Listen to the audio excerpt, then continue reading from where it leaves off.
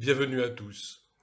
Cette vidéo est la première d'une série de 7 consacrée au catholicisme et pour savoir les circonstances qui ont conduit à la réalisation de cette série, je vous invite à cliquer sur la fiche qui se trouve normalement en haut à droite de votre écran de façon donc à regarder la vidéo d'introduction et vous saurez tout sur les circonstances, les motifs de cette série qui ne sont pas des motifs polémiques mais simplement de discussion et d'argumentation et sur le déroulement prévu aussi de cette série.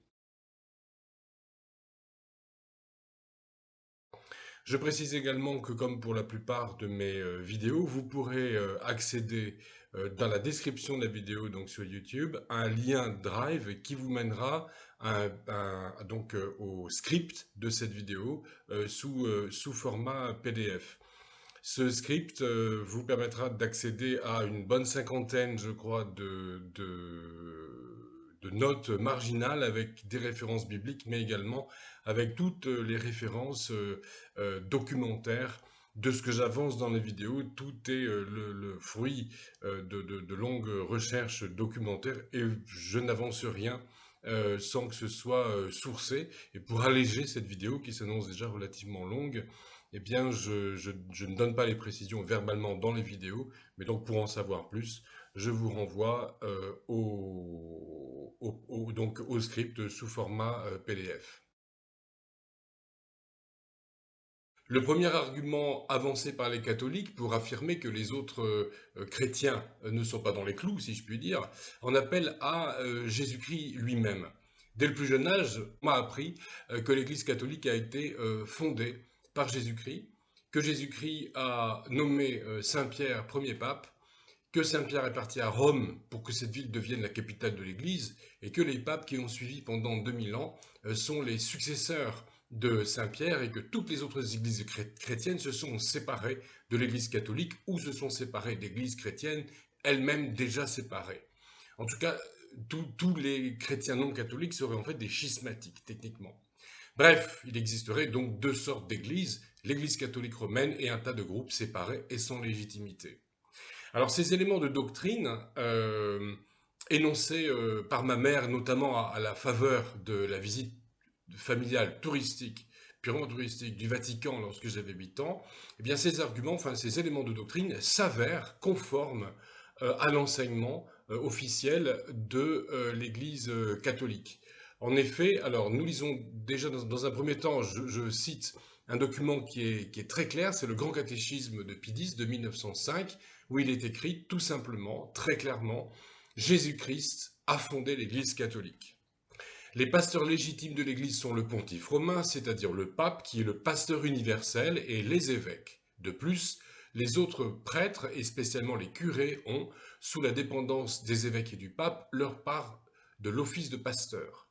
Le pontife romain est le pasteur universel de l'Église parce que Jésus-Christ a dit à Saint Pierre, le premier pape, tu es Pierre, et sur cette pierre je bâtirai mon Église. Ceux qui ne reconnaissent pas le pontife romain pour leur chef n'appartiennent pas à l'Église de Jésus-Christ. On ne saurait être plus clair en ce qui concerne l'enseignement officiel de l'Église catholique romaine relatif aux autres chrétiens. Alors on pourrait dire oui, mais ça c'était avant, et notamment c'était avant Vatican II. Alors il y a eu effectivement des changements au moment de Vatican II, donc dans les années 60, en ce qui concerne le regard de l'Église catholique sur les autres religions et particulièrement sur les autres chrétiens, mais tout de même les fondements, les fondements sont restés identiques et les propos du catéchisme de 1905 sont repris dans le catéchisme de l'Église catholique de 1992, donc issu de Vatican II. Alors le catéchisme de l'Église catholique dit la même chose de façon sans doute plus complexe, mais ça ne fait que confirmer les choses. Alors le catéchisme de l'Église catholique dit, c'est là l'unique Église du Christ dont nous professons qu'elle est une, sainte, catholique et apostolique. C'est le Christ qui par l'Esprit Saint donne à son Église d'être une, sainte, catholique et apostolique. L'Église est une de par son fondateur, le Fils incarné. De fait, dans cette seule et unique Église de Dieu apparurent dès l'origine certaines scissions que l'apôtre réprouve avec vigueur comme condamnables.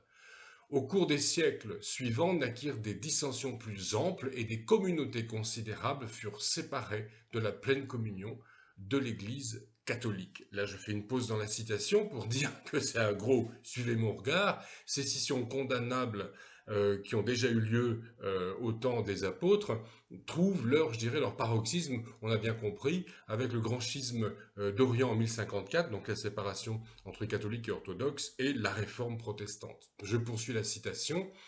Là où est le Christ Jésus, là est l'Église catholique. L'Église continue à être enseignée, sanctifiée et dirigée par les apôtres jusqu'au retour du Christ grâce à ceux qui leur succèdent dans leur charge pastorale, le collège des évêques, assisté par les prêtres, en union avec le successeur de Pierre, pasteur suprême de l'Église. Et là encore, une phrase qui est très très importante, et je pense que même certains catholiques seront surpris de l'entendre. L'Église est infailliblement tenue dans la vérité. Le Christ la gouverne par Pierre et les autres apôtres, présents leurs successeurs, le pape et le collège des évêques. Donc l'Église est infailliblement tenue dans la vérité.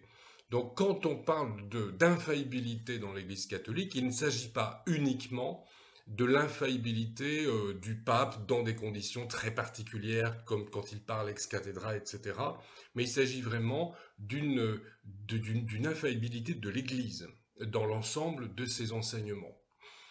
Alors, voilà ce que l'Église catholique dit sur elle-même. Alors la question qu'on doit se poser aussi, c'est savoir si la papauté, avec Pierre comme premier évêque de Rome et comme premier pape, a un fondement déjà biblique dans un premier temps. Est-ce que c'est, en tout cas, c'est une affirmation qui mérite un examen dans l'écriture et un examen approfondi. Pierre est toujours établi à Jérusalem, et là encore, je vous renvoie au script pour avoir les références bibliques précises.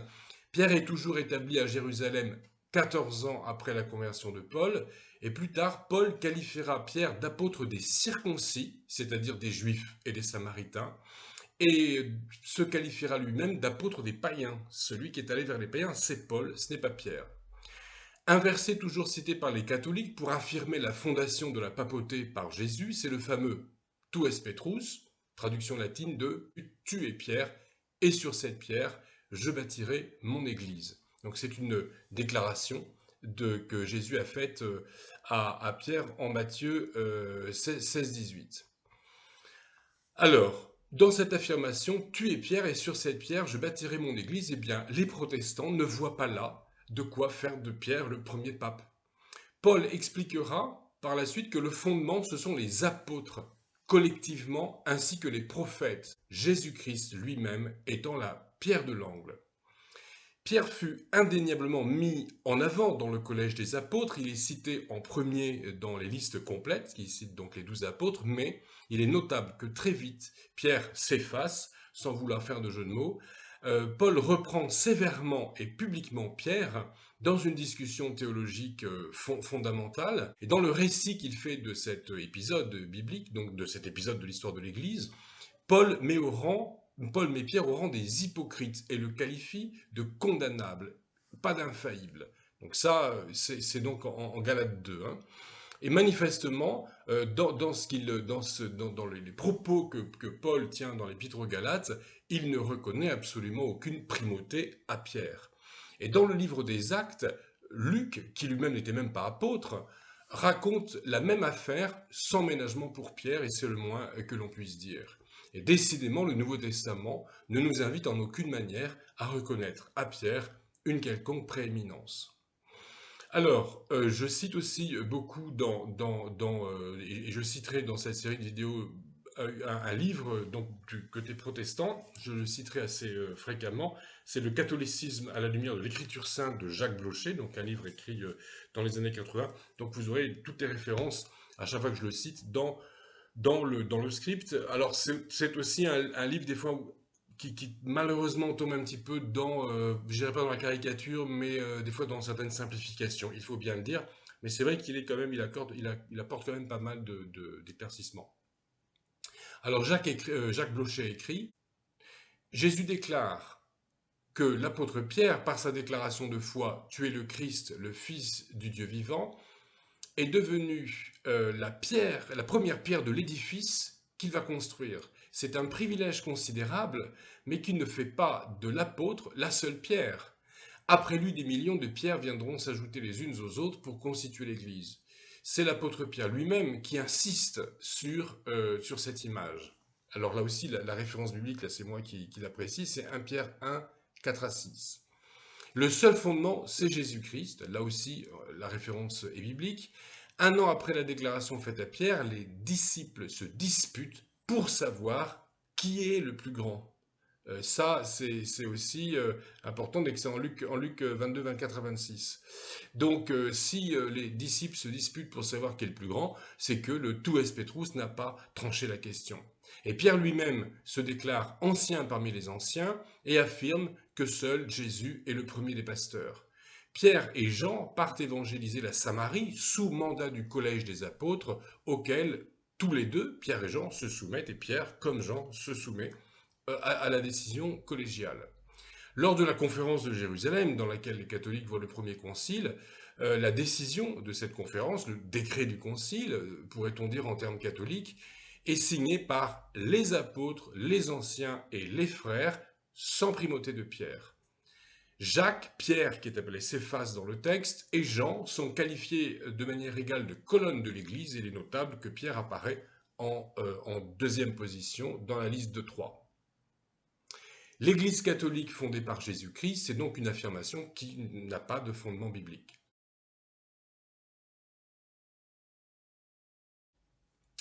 Alors qu'en est-il d'un éventuel fondement historique? Dans les premiers siècles de la chrétienté, il n'est reconnu aucune souveraineté à Pierre ni à ses successeurs, et vers l'an 280, Cyprien d'Alexandrie écrit « Jésus a donné aux autres apôtres par sa résurrection un pouvoir égal, le reste des apôtres avaient les mêmes attributs que Pierre et étaient revêtus d'une part égale d'honneur et de puissance. » Le pape est donc le chef de l'Église en vertu du fait qu'il est le successeur de Saint Pierre, en ce qui concerne en tout cas la vision catholique.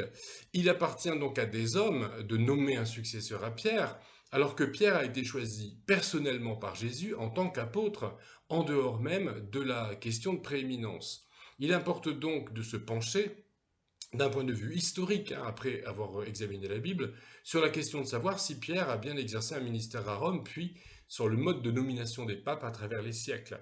Est-il raisonnable d'y voir une action divine?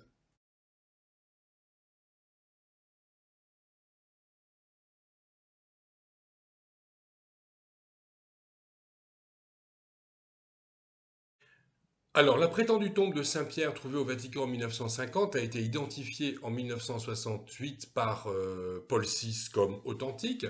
Et là, c'est un argument extrêmement important pour les catholiques. En effet, il n'existe aucun témoignage historique textuel de la présence de Pierre à Rome. Aucun des historiens romains ayant méticuleusement raconté l'histoire romaine du 1er siècle ne fait la moindre mention de l'existence d'un chef nommé Pierre à la tête des chrétiens. Silence, donc pas de note marginale, chez Pline, Tacite, Tite-Live, Suétone, tout comme chez Flavius Joseph, historien et chroniqueur de la vie juive, rien, aucune trace historique. Donc très tôt, l'Église catholique s'est tournée vers l'archéologie pour trouver la tombe de Pierre comme preuve tangible de sa présence à Rome. En 171, l'évêque Denis de Corinthe mentionne une campagne archéologique pour trouver la tombe de Pierre à Rome et remercie les Romains pour avoir financé l'opération, bien qu'elle soit restée infructueuse. Donc on voit que dès la fin du IIe siècle, au moins, eh bien, on a cherché la tombe de Pierre comme preuve historique de sa primauté, de sa présence à Rome et de la fondation de la papauté selon la vision catholique de l'histoire. Au IVe siècle, l'empereur Constantin, après avoir donné la liberté religieuse aux chrétiens, fait construire une basilique sur le site où la tradition place la tombe de Saint-Pierre. Il fait placer des ossements qu'il tient pour ceux de Pierre, mais ça n'engage que lui de les tenir pour ceux de Pierre. Il les fait placer sous un monument funéraire situé dans la basilique. Et la basilique de Constantin, bizarrement, on l'a laissée tomber en ruine, alors qu'elle était mal construite, n'empêche qu'elle a été remplacée au XVIe siècle par l'actuelle basilique Saint-Pierre, et l'emplacement du monument funéraire érigé par Constantin a été perdu entre-temps. C'est ça qui est tout de même surprenant.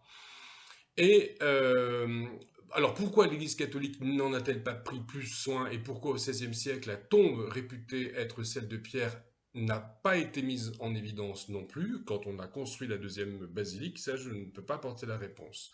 Toujours est-il que XXe siècle, toujours on ne savait pas au début du XXe siècle où était la tombe de Pierre. Donc ce n'est que 4 siècles après la construction de la deuxième basilique Saint-Pierre que des fouilles ont été à nouveau entreprises dans les soubassements de la dite basilique, plus précisément à partir de 1940, à l'instigation de Pie XII, sous la direction d'un archéologue qui était également prêtre et qui s'appelait Ludwig Kass, donc c'était un prêtre et archéologue allemand.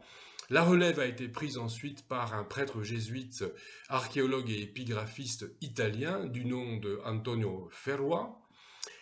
Et donc c'est Antonio Ferroa qui a trouvé un graffito en grec sous la basilique avec écrit, alors bon, encore que ce graffito soit très, très abîmé, en grec et écrit de façon très malhabile, Petros Eni, qui se traduit par Pierre est dedans. Alors le graffito, donc je vous le dis, est très abîmé, le mot Petros est à moitié effacé et le mot Eni peut en grec signifier autre chose.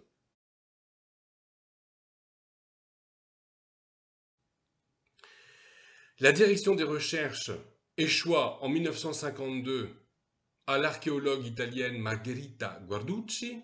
Et en 1953, c'est donc Margherita Guarducci qui trouve à proximité du graffito les ossements d'un homme mort entre 60 et 70 ans, vraisemblablement au 1er siècle, en tout cas d'après elle.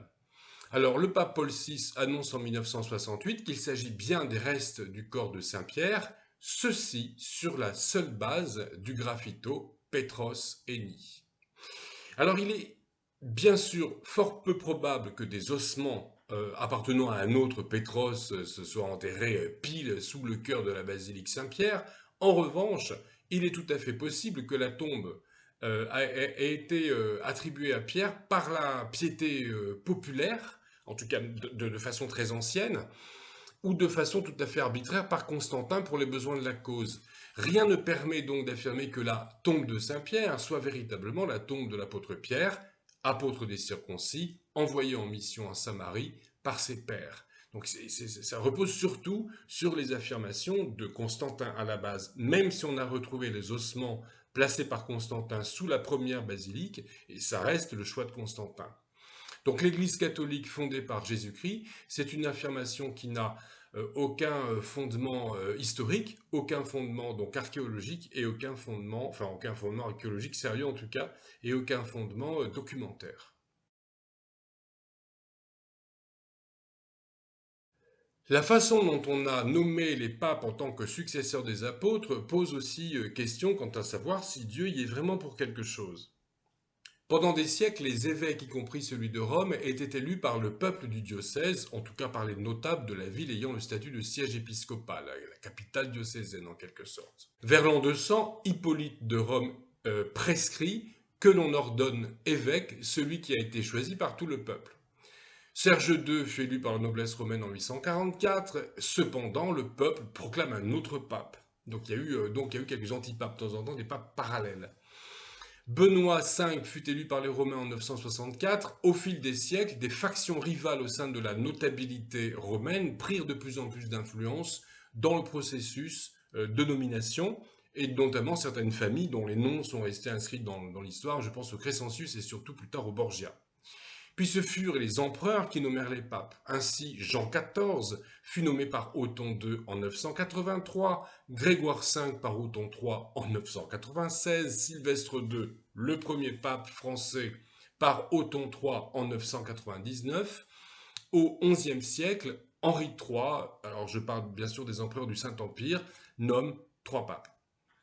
Au sujet des factions, des complots et des crimes qui ont régné à la cour de Rome, un ouvrage écrit en 1940 avec l'imprimature, c'est-à-dire avec l'autorisation épiscopale, raconte La papauté devint le jouet des familles patriciennes romaines qui, sans scrupule, placèrent sur le siège de Pierre des membres ou des partisans de leur clan. Les papes Léon V et Christophore moururent en prison après un court pontificat. Serge III dut sa nomination à une puissante faction romaine dirigée par Théophylacte, sa femme Théodora et ses filles Marosia et Théodora la Jeune. Ces femmes exceptionnelles mais immorales exercèrent pendant plusieurs décennies une influence prépondérante sur Rome et sur la papauté. Après les pontificats d'Athanase III et de Landon, l'archevêque de Ravenne, sous l'influence de la sénatrice Théodora l'Aînée, fut nommé pape sous le nom de Jean X, mais fut finalement déposé par le deuxième mari de Marosia et mourut en prison. Après Léon VI et Étienne, Marosia, sénatrice et patricienne, plaça sur le trône pontifical son fils Jean, qu'elle avait eu avec le pape Serge III. Voilà pour ce qui est de la citation du livre de Karl Billmeyer, donc publié pour la première fois en 1940, avec la primature donc. Donc Billmeyer parle de faits qui se sont passés au Xe siècle. Donc plus tard, au XIe siècle, en 1059, le pape Nicolas II, dans la bulle In Nomine Domini, décrète que les papes seront élus seulement par les cardinaux évêques et il abolit le consentement impérial. Donc cette abolition du consentement impérial et le fait de réserver aux cardinaux évêques et non pas des cardinaux laïcs la nomination du pape, c'est à mi-chemin entre le début de l'histoire de la chrétienté et nous, hein, tout de même. Donc c'est 1059. Mais ce mode d'élection n'a pourtant pas empêché les nominations par des factions. Eugène III a donc tenté en 1150, donc 100 ans après Nicolas II, de réorganiser le collège des cardinaux. Collège des cardinaux que l'on a appelé, jusqu'en 1983, on l'a appelé le Sacré Collège. Alors moi aussi, je travaille dans un sacré collège, même si je ne suis pas cardinal. Le pape Alexandre III, donc lors du concile de Latran III en 1179, décide que les papes seront dorénavant élus par 2 tiers au moins des cardinaux, ceci pour mettre un terme à l'élection de plusieurs papes par des factions rivales. En effet, pendant son propre pontificat, pendant le pontificat d'Alexandre III, une papauté parallèle, donc composée de 4 antipapes successifs, a été reconnue par des factions qui lui étaient opposées. Donc le premier pape élu selon le mode actuel fut le successeur le successeur d'Alexandre III, Lucius III, en 1181. Lui a été élu donc aux 2 tiers du collège des cardinaux ordonnés.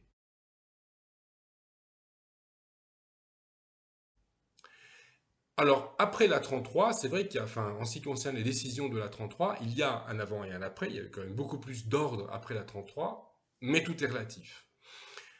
De nouvelles mesures de prudence sont prises en 1274 au Concile de Lyon à la demande du pape Grégoire X, qui a instauré le conclave, du latin cum clavis, avec la clé, sous clé. Donc les cardinaux sont enfermés. C'est un procédé qui est toujours appliqué aujourd'hui.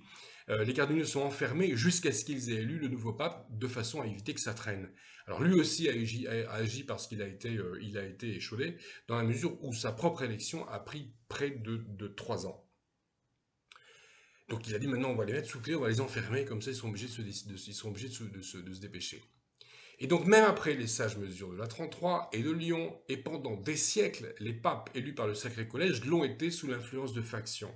Les papes sont depuis 1929 les chefs de l'État le plus petit du monde, le Vatican, qui ne fait que 0,44 km², 44 hectares. Mais cela leur vaut tout de même, à l'heure où nous parlons, d'être à la tête de l'un des réseaux diplomatiques les plus influents du monde. Les États pontificaux ont été de 756 à 1870, un pays beaucoup plus vaste en fait, qui occupait tout le centre de l'Italie, beaucoup plus puissant, un des plus stables d'Europe, avec une armée, une diplomatie, des intrigues politiques, comme n'importe quel État. Pendant des siècles, les papes ont exercé une influence considérable sur les monarchies catholiques, les faisant et les défaisant. Ils ont arbitré la colonisation du Nouveau Monde. La nomination des papes a donc, durant des siècles, revêtu une importance politique et même géopolitique considérable, impressionnante. Donc, quel rapport entre le rôle joué pendant des siècles et joué toujours encore actuellement dans la diplomatie par la papauté et la succession apostolique et le ministère apostolique. Et quel rapport avec le Saint-Esprit censé diriger l'Église? Quel rapport avec l'Évangile? Comment peut-on considérer que l'apostolat conféré par Jésus à Pierre a pu être par la suite et durant des siècles conféré par la foule, par les empereurs du Saint-Empire ou les empereurs byzantins, par des factions à la faveur d'intrigues? Quel rapport avec le ministère apostolique et la direction des affaires du monde? Jésus n'a-t-il pas dit que son royaume n'est pas de ce monde? Qui Jésus a-t-il désigné en revanche dans l'Évangile comme le prince de ce monde? Qui est le prince de ce monde dans les paroles de Jésus dans l'Évangile? C'est Satan.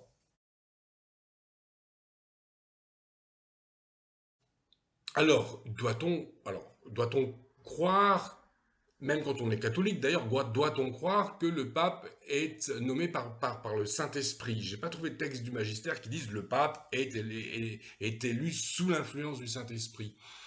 En tout cas, le pape, enfin le fait que les cardinaux soient dirigés par l'Esprit Saint dans leur choix, c'est quand même une croyance attestée dans le catholicisme. Dans la vidéo C03, qui sera consacrée notamment au magistère, nous reviendrons sur la notion d'église guidée par l'Esprit Saint, mais anticipons tout de même un peu en citant le catéchisme de 1992 qui dit « Le Christ a voulu conférer à son église une participation à sa propre infaillibilité ». J'ai cité ça tout à l'heure. L'Église catholique, selon ses propres enseignements, n'est pas censée faire n'importe quoi et s'empêtrer dans des intrigues, dans la violence et dans le péché pendant des siècles et dans ses plus hautes sphères.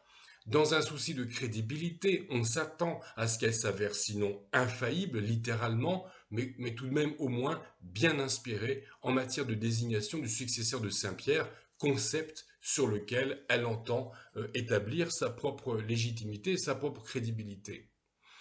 Lorsqu'ils entrent dans la salle du conclave, donc actuellement et depuis je crois le 19e siècle c'est la chapelle Sixtine, les cardinaux entonnent une invocation à l'Esprit Saint, Veni Sancte Spiritus. Ils demandent l'assistance de l'Esprit Saint pour procéder à l'élection du nouveau pape.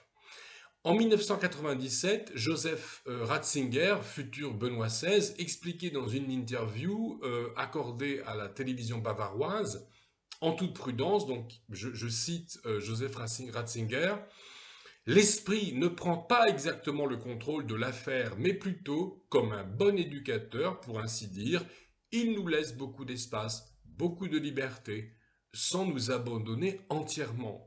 Ainsi, le rôle de l'esprit doit être compris dans un sens beaucoup plus élastique, non pas qu'il dicte le candidat pour qui il faut voter. Probablement la seule assurance qu'il offre est que la chose ne peut pas être totalement compromise. Il y a trop d'exemples contradictoires de papes que le Saint-Esprit n'aurait évidemment pas choisi. Fin de citation. Là, le moins que l'on puisse dire, c'est que Benoît, enfin le futur Benoît XVI, en tout cas Joseph Ratzinger, prend des pincettes. Moins mesuré, le cardinal Barbarin, alors primat des Gaules, lui-même électeur et éligible lors du conclave de 2013 qui devait élire le pape François, a affirmé, donc quelques jours avant le dit conclave, nous votons, mais c'est un choix de Dieu. Vous avez un lien qui va vers la vidéo en question, où Barbarin s'exprime en ces termes sur le PDF du script. Nous l'avons vu, les conditions de nomination des papes des siècles durant mettent à mal la notion de succession apostolique légitime. Que dire des papes moralement indignes, ceux-là même dont le futur Benoît XVI a reconnu que l'on ne saurait imputer leur choix à Dieu? Si ce n'est pas Dieu qui les a choisis, comment affirmer qu'ils sont les successeurs de Pierre? Qui Joseph Ratzinger avait-il dans le collimateur? En 903, Christophore dépose Léon V, se fait élire à sa place et le fait étrangler dans sa cellule. Ce n'est qu'au XXe siècle que la nomination de Christophore sera considérée comme irrégulière et que Christophore passera dans l'histoire à rebours de pape à antipape. De Serge III, père du pape Jean XI, à Jean XII, soit de 904 à 963, certains historiens, et ceux même dès le XVIe siècle, parlent de pornocratie pontificale à cause des innombrables scandales sexuels. Et ce qui est tout de même frappant, c'est que l'expression est du cardinal Baronius au XVIe siècle. C'est un cardinal qui a relu l'histoire de sa propre Église en ces termes: pornocratie pontificale. Rodrigue Borgia, alors lui, donc il a été élu sous le nom d'Alexandre VI en 1492. Et alors le moins qu'on puisse dire, c'est que lui, vraiment, franchement, il est très emblématique de ce qu'il y a de plus scandaleux dans l'histoire de la papauté. Donc il a été pape sous le nom d'Alexandre VI de 1492 à 1503. Sa vie est bien connue grâce au journal de son maître de cérémonie qui a raconté effectivement la vie donc de son patron de façon très méticuleuse. Alors Rodrigue était neveu et fils adoptif du pape Calixte III, lui-même né Alexandre Borgia et mort en 1458. Calixte III, une fois élu pape, son neveu Rodrigue connaît une ascension fulgurante, de par ce qu'on a d'ailleurs nommé par la suite le népotisme, du latin nepos, le neveu. Ascension fulgurante d'Alexandre, donc de Rodrigue Borgia. Il devient notaire apostolique à 24 ans, archevêque titulaire de Valence et cardinal à 25, sans être prêtre. C'était juste à l'époque une façon d'avoir les privilèges associés au titre, mais donc il était cardinal, archevêque de Valence sans être prêtre. Camerlingue, ce qui à l'époque c'était il avait le rang de ce qui est aujourd'hui le rang du secrétaire d'État, puisque le secrétaire d'État n'existait pas au Vatican, donc il était juste en dessous du pape. Et là, c'était à l'âge de 26 ans. Donc il n'est ordonné prêtre qu'à 37 ans, en 1468. Donc il était déjà, comme je le disais, cardinal archevêque.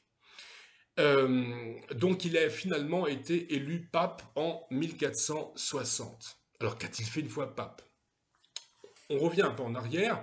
En 1435, le pape Eugène IV avait publié une condamnation de l'esclavage par laquelle étaient frappés d'excommunication tous ceux qui se livraient à la traite des esclaves. Alors qu'a fait Alexandre VI? Il publie 3 bulles en 1493 qui accordent à l'Espagne le droit d'asservir les indigènes du Nouveau Monde. Benoît XIV en 1741 et Grégoire XVI en 1839 ont renouvelé la condamnation de l'esclavage. Donc Rodrigue Borgia, lui, il a autorisé et largement encouragé l'esclavage, la colonisation, il a arbitré entre l'Espagne et le Portugal, etc. Tractation politique, Louis XII, roi de France, cherchant à faire annuler son mariage avec Jeanne de France pour pouvoir épouser Anne de Bretagne, ce qui a quand même été fructueux pour ses affaires. Eh bien, Alexandre VI a consenti à annuler son mariage avec Jeanne de France, en échange de quoi le fils de Rodrigue Borgia, donc César Borgia, est devenu duc de Valentinois. J'annule ton mariage et puis tu crées un duché en valentinois pour faire donc de mon fils César le premier duc de Valentinois. Alexandre VI a eu 6 enfants, mais on peut se douter du fait qu'il en a eu d'autres, et puis il en a peut-être eu moins, parce que la principale de ses maîtresses, Vanozza Catanei, dont il a reconnu 4 des enfants, a parallèlement vécu maritalement, tout à fait normalement, semble-t-il, avec ses 4 maris successifs, tout en étant la maîtresse du pape. Alors oui, Vanozza Catanei, rassurons-nous, a été veuve 3 fois. C'était pas une divorcée remariée, quand même, hein, faut pas exagérer. Donc dans ces conditions, alors pourquoi est-ce que je raconte tout ça? Dans ces conditions, que reste-t-il de la succession apostolique du ministère de Pierre dans le ministère du pape? Jusqu'à quel point peut-on séparer la fonction exercée par un homme de son éthique, de sa crédibilité? Comment peut-on considérer de tels hommes comme détenteurs du magistère, donc comme co-auteurs de la parole de Dieu, puisque nous verrons dans la vidéo C03 que la parole de Dieu dans le catholicisme, c'est l'écriture, la tradition et le magistère, et que le magistère, eh bien les papes en sont largement les auteurs. Alors, il y a une notion importante sur laquelle il faut revenir, c'est celle de succession apostolique. La constitution apostolique Lumen Gentium de 1964, donc issue de Vatican II, on dira que c'est un peu le catholicisme up-to-date, réaffirme avec force la succession apostolique. Cette constitution apostolique enseigne que le collège des 12 apôtres revit de génération en génération dans le collège des évêques à travers le monde, Pierre ayant perpétuellement comme successeur l'évêque de Rome. Le livre des Actes, au moment du remplacement de Judas par Matthias, nous enseigne que l'apostolat des 12 n'est transmissible qu'à des hommes ayant été témoins de la résurrection de Jésus.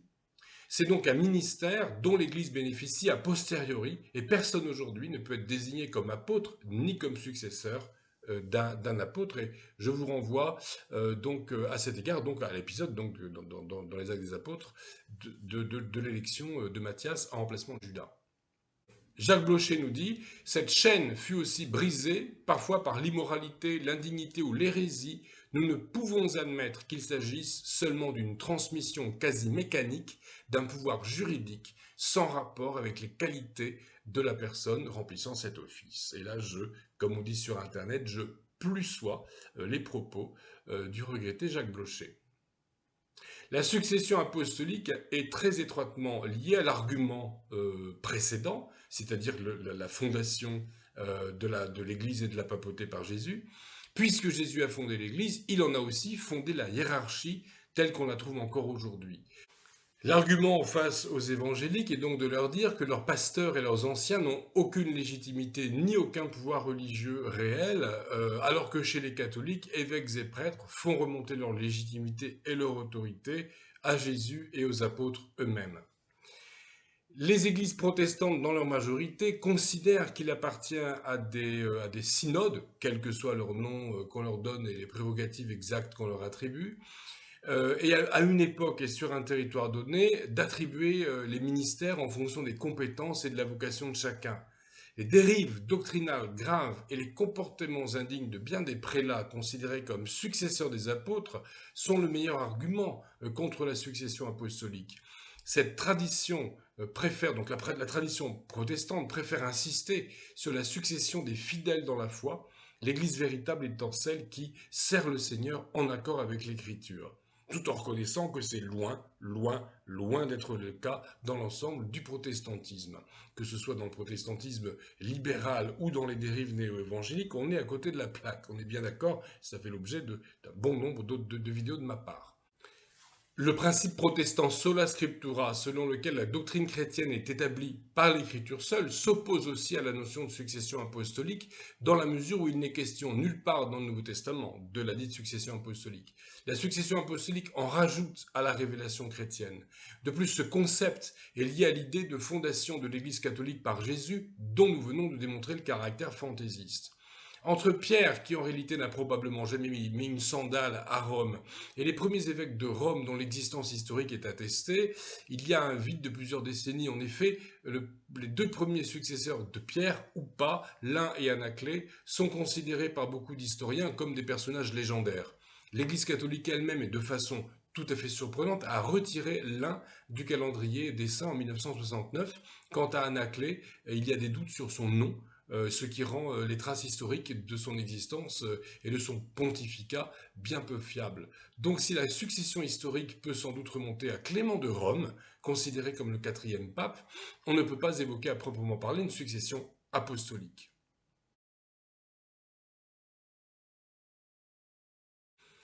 La réponse catholique est que chaque pape succède directement à Pierre, mais que les papes ne se succèdent pas les uns aux autres. Cependant, il est difficile quand même de considérer l'Église comme dirigée par le Saint-Esprit et de considérer que la succession apostolique se manifeste dans des nominations, par la foule, par des factions, par le pouvoir politique, par les intrigues, par bâtardise ou par le meurtre. Autre réponse catholique, c'est la même chose chez les autres. Quelle est la légitimité des pasteurs? L'histoire du protestantisme est-elle sans tache? Le mouvement évangélique n'est-il pas en vrac? Or, le problème ne peut pas être pris sous le même angle dans le catholicisme romain et dans le protestantisme évangélique. Lorsqu'il récite le credo, un catholique proclame qu'il croit en l'Église. l'Église est objet de foi dans le catholicisme, et le catholique se doit d'être solidaire de l'institution en communion avec sa hiérarchie. Dans une perspective protestante, l'Église n'est pas objet de la foi, un protestant n'a pas foi en l'Église et il n'est pas tenu à la solidarité avec une institution, quelle qu'elle soit. Quitte à dire le credo dans les églises luthéro-réformées confessantes où on le dit encore, on déclare croire un certain nombre de choses à propos de l'Église. Nous croyons l'Église une, sainte, universelle et apostolique, c'est-à-dire que nous croyons que l'Église est une sainte, universelle et apostolique. L'Église universelle, corps mystique du Christ, qui rassemble tous les vrais croyants au-delà des barrières du temps, de l'espace et des structures humaines, l'Église est sujet de la foi dans une perspective protestante et n'a aucune allégeance à revendiquer sur ses fidèles. Le Fils bien-aimé de Dieu, nous dit l'Écriture, le Fils bien-aimé de Dieu est la tête du corps, le seul chef de l'Église. Que le Seigneur nous accompagne.